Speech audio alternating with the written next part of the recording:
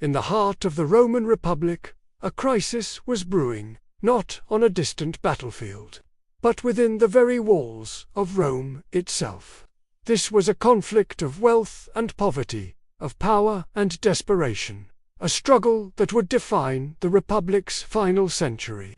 At the center of this storm stood two figures, whose names would echo through history as either saviors or demagogues. This is the story of the Gracchi brothers, and a republic on the brink of collapse. The late 2nd century BC saw Rome at a paradoxical zenith. Its legions had conquered vast territories, flooding the city with unprecedented wealth. But this fortune was not shared. It flowed into the coffers of a small, landed aristocracy, who amassed enormous estates, or latifundia, often by seizing public land, the agia publicus for the common Roman citizen, the farmer soldier who had built the empire. The story was starkly different. Long years of military service left their small farms neglected and unworkable. Drowned in debt, they were forced to sell their ancestral lands to their wealthy neighbors, flocking to the city of Rome as a landless, unemployed, urban poor. This growing chasm between the senatorial elite and the impoverished masses created a powder keg of social tension, threatening the very foundations of the Republic. Into this volatile landscape stepped two brothers from one of Rome's most distinguished noble families, Tiberius and Gaius Gracchus. They were the grandsons of Scipio Africanus, the legendary general who defeated Hannibal. Their mother, Cornelia, was a paragon of Roman virtue, who famously declared her sons to be her jewels, raised with a first-rate education and a deep sense of public duty. The Gracchi were not outsiders, they were insiders, products of the very aristocracy whose power they would soon challenge. Tiberius, the elder, was a decorated war hero, known for his eloquence and solemn demeanor. Gaius, younger and more fiery, possessed a passionate oratory that could captivate the Roman crowds. They saw the decay in the Republic and believed it was their duty to act. Their solution was as bold as it was controversial. Agrarian reform. The Gracchi proposed a law, the Lex Sempronia, Agraria, which would reclaim public land illegally occupied by the wealthy elite. This land would then be redistributed in small plots to the landless citizens and veterans of Rome.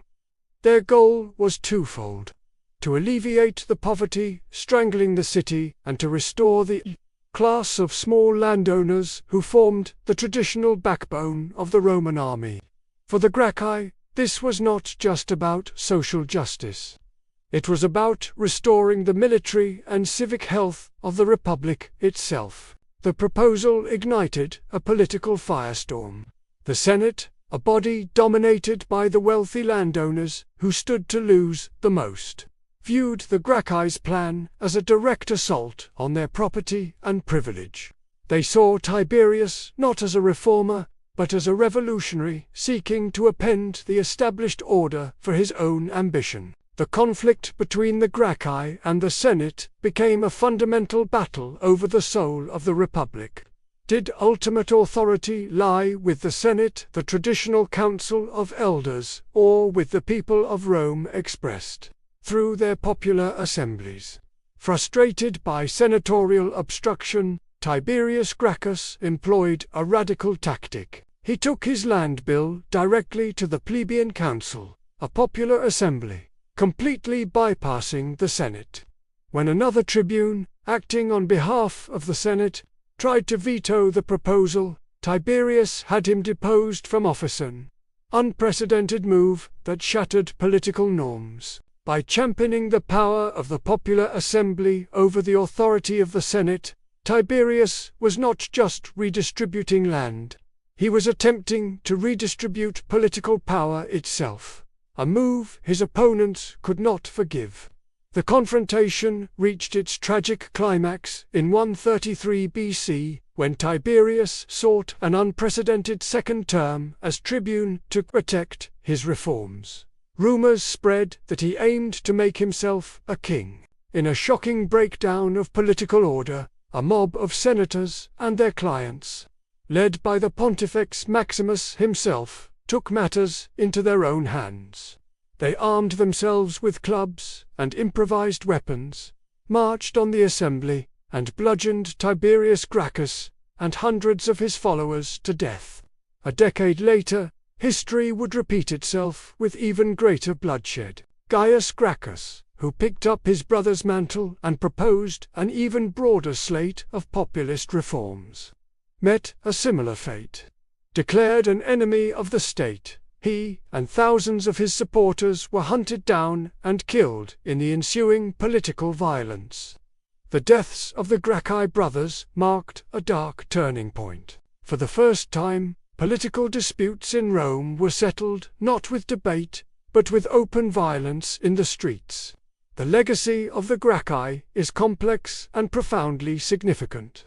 Their failed reforms laid bare the deep-seated institutional flaws of the Roman Republic.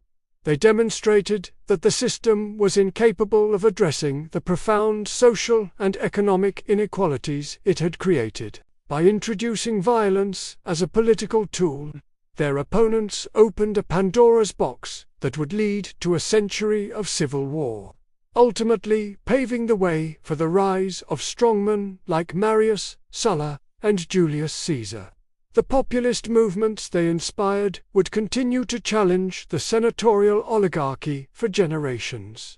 So, how is history to remember them? Were the Gracchi idealistic champions of the poor, noble reformers, who gave their lives in a futile attempt to save the Republic from its own avarice? Or were they reckless demagogues, ambitious rebels whose radical tactics shattered political traditions and unleashed the very violence that would tear the Republic apart? This question is not easily answered, and historians continue to debate it to this day. Ultimately, the story of the Gracchi brothers remains a timeless and cautionary tale. It is a stark reminder of the struggle between entrenched power and the call for change, between the stability of the old order and the demands of justice. Their tragic fate symbolizes the moment the Roman Republic lost its way, a crucial turning point on the long, bloody road to the fall of the Republic and the rise of the Roman Empire.